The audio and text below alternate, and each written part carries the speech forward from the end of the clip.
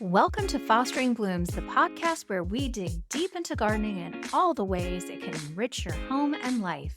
Together, we'll explore every aspect of gardening the organic way, keeping it simple, accessible, and fun. Whether you're a seasoned gardener or just getting your hands in the dirt, we're here to share the tips and insights you need to grow something truly special. I'm Shannon Foster Boleen. And I'm Caitlin Blum, and we're two friends on a mission to cultivate beauty, creativity, and connection through everything we grow. This is Fostering Blooms. I am really excited about this episode because we are going to talk about plants that we are growing, that they're spring blooming plants or spring edible vegetables. So that kind of March, April, May timeframe that these guys are going to bloom. Some of these are plants that are tried and true, and some of them are new. And I didn't mean to rhyme. Oh, wow, that was really good. It was I think good. you should say it again. Some of these are tried and true, and some of these are really new. Oh, I love that. To us anyways. I think it's really exciting because we've worked really hard this winter and early spring, and other gardeners who are starting things indoors or working in your garden, getting things ready. This is your first reward of the season. Right. And it's your first like, oh my God, it's blooming. You know, it's really exciting. So we're starting now to reap the benefits of all of our hard work. I think that's what makes it even more exciting and special. It does. And, you know, we haven't talked about this a ton, but we both have full-time jobs. Yep. Caitlin has a toddler who needs you as well. You have limited time and you're really being specific about what you want to grow, right? Yeah. So these 5 flowers and 5 vegetables are things that we're really excited about. Obviously, it's not the only 5 things we're growing, but we're excited. This is it. This is all we're growing. This is the first of many that we get to be inspired by that are blooming and going, oh, my hard work's paying off. And now it's on to the other 50,000 things we're growing. Correct. Just kidding. Why don't you kick us off? Yeah, so one of my flowers that I'm really excited about blooming, it'll probably be around late April, beginning of May, is one of my roses. It's a David Austin, Bathsheba, and she's beautiful. So she's 3 years old now. Last year, she started to send up some really good shoots and probably had 12 blooms on her, but this year she's really going to be banging. And she's trellised up the railing going up the stairs, and I trimmed her in December. I did kind of just a general trim and then refined her in March. I do need to fertilize her. I've been kind of waiting. Yeah, no, it's good that you waited. Until we're getting warmer so she doesn't get a bunch of like really new growth and then get zapped by a frost. Yeah, she's going to look great. And your job that you did in December with pruning, your winter pruning, I was like, oh my God, this looks like David Austin came out and did it. It's so good. You're so good at it. Thank you. I had her trim one of my roses. I'm like, girl, you need to trim my climbing rose. So I it really looks like really it. good. Yeah. I don't know the geometry of it. I really like it. So I will have a lot of climbing roses. That's really exciting. We're going to take cuttings so that I can get one. Oh, yes. All right. What do you got? This one I planted last year, but after she had already bloomed, which is a Clematis, however you want to say it, Duchess of Edinburgh. And the first time I saw it, I kind of have this, I don't want to call it a rule, but I have this thing about if I see a plant and it takes my breath away, then I need to get it. You have to buy it. That's how I felt the first time I saw Bartzella. Bartzella is a yellow peony. And the first time I saw it, I walked around the corner. I was like, you know, so when I saw this, it's a white clematis. It's a double. So it's really fluffy. I put it in the courtyard garden. So I've got the 2 iceberg climbing roses and the clematis is in the middle. And it's funny because part of her is green up top and down at the bottom, but the middle is still not fleshed out. There are buds, but she looks kind of like she's got a mullet going on right now. Yeah, my mullet clematis. I am really excited. That was in style now. Just so you all know, having your clematis in a mullet is the thing. It's it. Yeah. So. Well, I am really excited to see her in bloom. Yeah, that's so exciting. Okay, the next thing on here are peonies. And I have 2 that I'm really excited about coming up. I have a Sarah Bernhardt. She's like a white rimmed with pink, and it'll be her 3rd year. So she's starting to come in really big. And then I have a Karl Rosenfield peony. I'm just kidding. It's the Karl Rosenfield. And it's like a magenta one. And I actually moved it in the fall So he's in a new home. We'll see how he comes up, but he's cool. Oh yeah, those are both classics. And the cool thing about those is that you also can find them pretty readily, and they look Yeah. really good together in a vase because the softness of the Sarah Bernhardt really complements the Karl. So They're fun. Yeah. Yeah. I love peonies. Don't get me started. I know. What we need to do, we need to take a trip to Edelman Peonies. Oh, how far away is that? It doesn't matter. I don't. It's in the United States. Okay, good enough. Yeah, let's go. Great, let's go. All right. I think they're on the West Coast. No big deal. For me, the next one is Snapdragon Potomac Royal. And it's a very vibrant magenta color.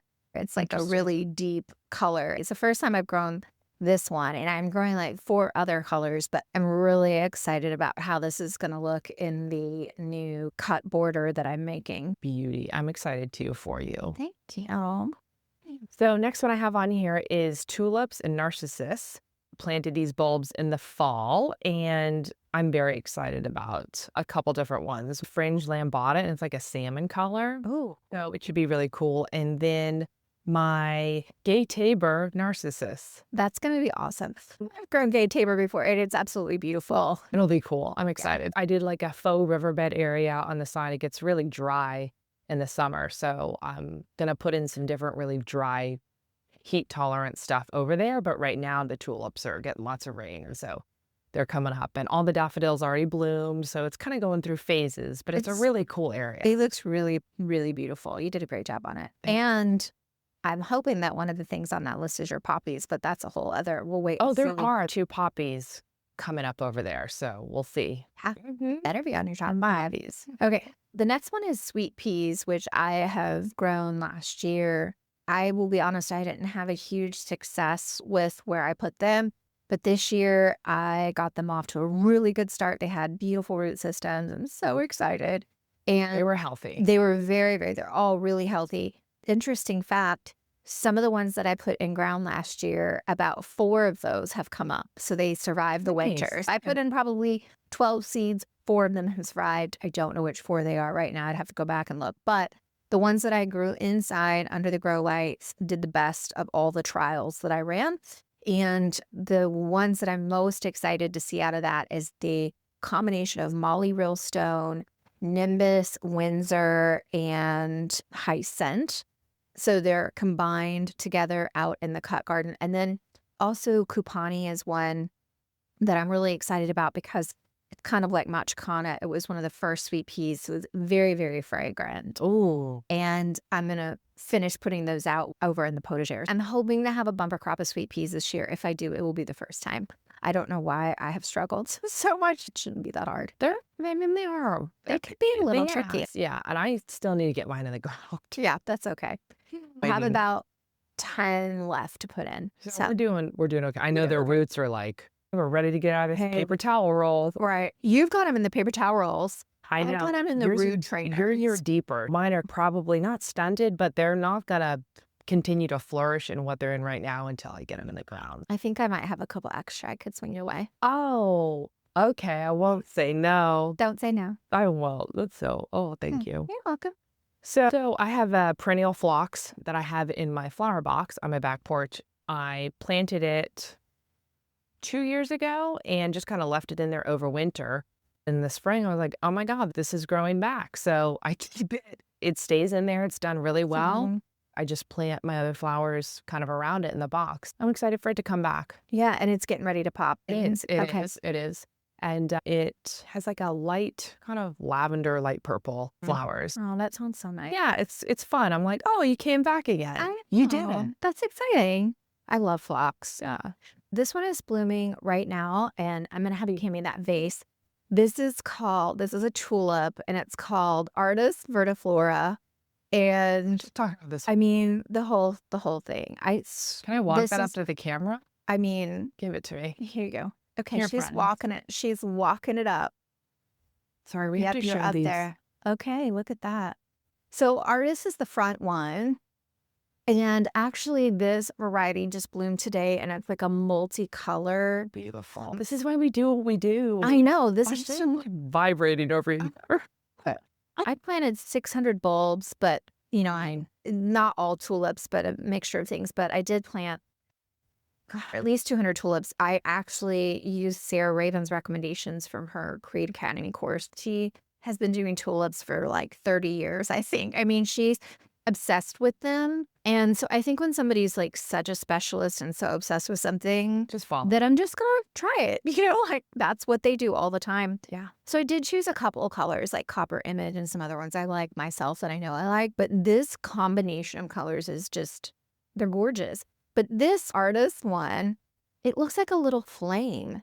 And It's wild. I have never seen a tulip that looks like that. yeah, I know. Beth was like, what is What is that's a that? tulip? Yeah. So this is a really unique shape from what we're used to. Like this is a double and this is kind of a traditional and this is a little more. It's like a fringed one almost. It's Uh-huh. kind of fringy. But this one should come back every year. What Sarah Raven and her partner, head gardener Josie, had figured out is that these tulips with kind of the green on the edges tend to be the most perennial. Oh, wow. The way I planted the beds, the first set, so this pink one and this purple one, they are more of the annual ones, but this one's coming from the perennial bed and this one's coming from a perennial. I am really excited about that. Do you know if they naturalize? If they're perennial, typically they'll naturalize. As long as you're not pulling the whole bulb out and you Sure. buried it a little bit deeper. These I definitely buried deep because they don't have the longest stem. And, it's tricky with tulips because everybody says to bury them, 3 times the depth of the bulb. And here in the South, for whatever reason, when I do that, they come up really short. I get like nubbins. Right. Sorry, but I have like Yeah. tulip nubbins. Yeah. I know I didn't even do it as deep as it told me to. I maybe did 3 inches, and I have one that's like its stem is like this. I'm like, Yeah. so I think some of that's depth. Maybe there's some nutrition stuff going on there too, but I think a lot of that has to do with depth. Anyways, I'll put in the show notes the colors of all of these, but I have to tell you that this artist, Viridiflora, is absolutely one of the most stunning tulips I've ever grown in my life. It's just unbelievable. what a great one to end it with. Oh, I have one more. That was you number got 4. a bonus. I guess I don't know if I 1, one. 2, 3, 4. Oh, you're right. Oh, I have veg. Okay. Well, I'm going to give you my 5th one. This And is then you- just flowers, folks. Yes. We didn't have time for the veggies. No veg. Well, I'm going to give you my last flower real quick, and that is a wallflower called Vulcan. Oh, we And- talked about it quite a bit. I'm excited because it's the first time I've ever grown it. Again, this is a recommendation coming out of the UK. They grow a lot of wallflowers over there. I don't see it here as much, or I don't hear anybody talk about it. And this is kind of a darker color, and it should have already probably been in the ground about 3 weeks ago, but it's going to go in the ground this week. It'll be kind of Nice. like a follow-up to the tulips bloom. I'm trying to keep that bed in the potager going with cut flowers. Wonderful. Okay. I'm excited. I'm ready for our stuff to bloom. I am too. Bloom, baby, bloom. Fostering blooms. Fostering blooms. We are fostering our blooms. Yeah. They're getting ready to come. And they're coming on. Let's do it. Okay. All right. So let's go to veg because I can't just have flowers. I got to eat too, right? No, we can't. I put this on the list, but this is because it's overwintered. So I am already harvesting a lot of red Russian kale.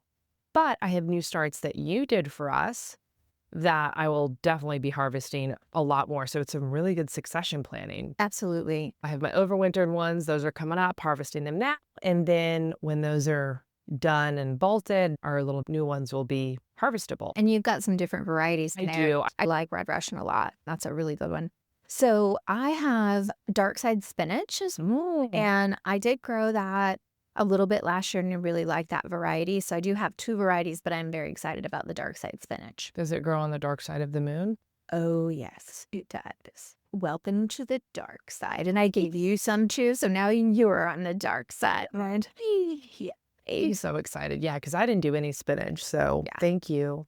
And I've actually got a couple extra too. People are just in going to be case. like, listeners are going to be like, hey, Shannon, do you have some for me too? Sure. Oh, man. Thank you. Spinach is great. Love the leafy greens. I know. But I feel like we need to maximize on them now in early spring because we just don't get them midsummer. But Yeah. So, okay, what's your That's next great. one? So I have tender baby lettuce on here, and that covers, I think, quite a few varieties of lettuce. I have some lettuce that I sowed in the garden in like November, and they started to come up probably February. It's crazy. Yeah, I did really well on my overwintered. You do stuff that I'm like, you sow lettuce seeds in November and have them come up. It's like, and it's like early February, they were like, I was like, oh, okay, there you are. This is insane. I just do. You do it. I I'm know, a but I hodgepodge love that. gardener. I mean, sometimes it works, sometimes it doesn't. So yeah, I have some lettuce. We'll be eating lots of lettuce. That's really great. Well, one of the things I have on here is lettuce as well. And I have Marvel of Four Seasons on here, but I actually sowed a couple different early spring types, and I've got a mesclun mix and a little gem. I'm really excited about the lettuces that I've got going. They've finally, the last week or so, kind of started to take off, and this rain today will really help. They love it. They love it. Yeah, we're getting our beach box and eating all of our salad. It's great. The next one for me is the French breakfast radish, and I actually am trying that in seed tape this year. Yeah. And it came up really nicely. And I always like to sow watermelon radish as well and some other varieties, but I do really love the French breakfast. They're so pretty. Yeah, and I will tell you, if you've never grown radish at home, you're in for the shock of your life. Because the first time I did it, I was like, this is kind of spicy. I got a little bit of a kick. Yeah, I mean, Yeah. it actually tastes like something. And then it's just like a crunchy blob you get from the Right. store. Crunchy water is what Yes. they regularly taste like to me. Yeah. So they're really delicious. Like watermelon really has a spicy kick, and the French breakfast is a little more subtle. They're so easy. Radishes are so easy. Like just throw some seeds and you will get some radishes. yeah. You can dice them, slice them, put them in your salad. But I also actually slice them up, cook them in some butter, salt and pepper, and the radish tops, and I have them with my eggs. Yes, please. We need to do some little recipe. Yeah, we recipes, do. too. And like, I'm gonna have salad every day. Well, you can Right. saute them. And saute kale. a Yeah. lot. So next thing on here is asparagus. Yes. What Yeah. would spring be without asparagus? I know. I need to figure out this asparagus in my bed though, because she's not really grown past the clump she's in. So Mhm. we need to do some troubleshooting on that. I don't know if I need to plant some more plants, but she's supposed to be spreading. So I need to figure that out. Well, be careful what you wish for, because I'm going to tell you this, and somebody out there is going to clutch their pearls and be like, oh my goodness.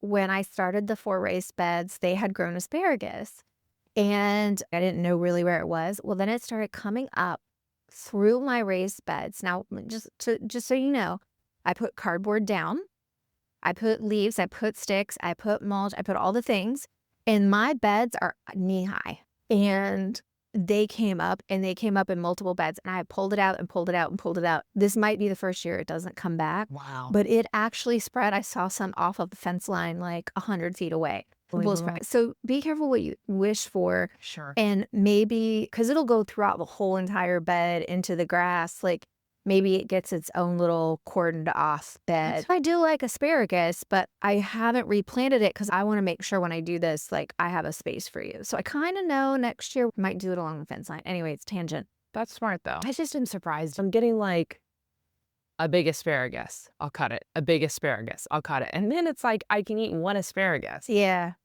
Okay, like I need a bunch, So I just eat it out of the garden. It's great. But when they get too tall, it's like, okay, I need another one to grow. Yeah. We're going to do some asparagus research and get back Yeah, to I you. didn't mean to complain about that a lot, but there's a big fat one No. out there that I didn't eat it. They're really I had to eat my one asparagus. Yeah, I want asparagus. This is like a gourmet meal. You get one asparagus Get one with big. a not, I guess you can't grow an egg, but some raised egg, Yeah, that's some it. It's sea just a salt, small portion. a little lemon drizzle vinaigrette with some arugula. That actually sounds really good. That actually sounds delicious. And that was the next thing on my list, arugula. Oh, yeah. I had the best arugula this fall, and I was so bummed out. I tried to cover it. I was like, please last through the winter. Please last through the winter with cover, and it didn't. But it is pretty cold hardy, and it is growing really, really well right now. It is going to be so tasty. I put a lot in. I think I have like 8 plants in there. That's great. Because I was like, we are going to have some arugula. And once it gets going, the more you cut it, the more it comes back. I actually need to use my arugula. I'm kind of naughty because I didn't tell you what variety it is, but I will put the variety in the show notes because I Yeah. forgot to look beforehand. It is actually a variety, not just arugula. And you gave me 3 plants. Mhm. So I planted those like a month ago or so, but I also sowed arugula seeds too. And Oh my God. Are they coming up? Yeah, they came Yeah, up, of course they did. but they're actually starting to bolt. So it's good. I got, Oh, good. Fresh ones. I mean, I've been able to really harvest. That's really good. That's a good thing to know. My kale didn't overwinter that well this year. I don't have any idea why, as you know, because I've been borrowing kale from you, but I mean, who knows? Wild. Last year it did, this year didn't. I have next on there spring onions. I guess you could do green onions in this category too, because I save all my tips and I cut them and then I put them straight in a huge glass of water. The roots, the tips. You always say you save your roots. I save my roots. I actually have a big mason jar full of ones that I've saved. And they're all green. I need to get those in. But there's some that I put in the fall. They were huge. They were like this picture. And I overwintered those. Insane. Insane. Oh. I love it. Okay, well, my last one is a snap pea called Nairobi. And again, this is coming out of Europe. It's new to the United States. And I have heard Sarah Raven again rave about this forever. Sarah Raven.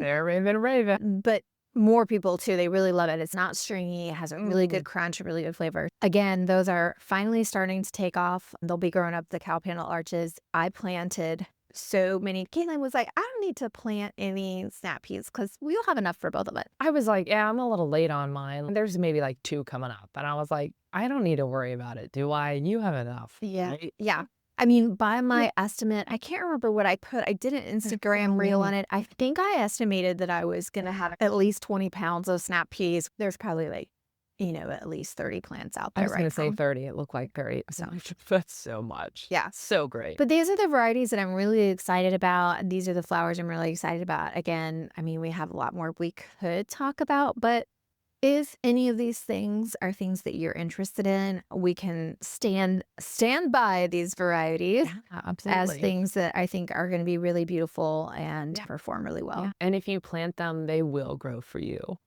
Well, speaking of that, it looks like it's time for us to go get dirty. Let's go grow, baby.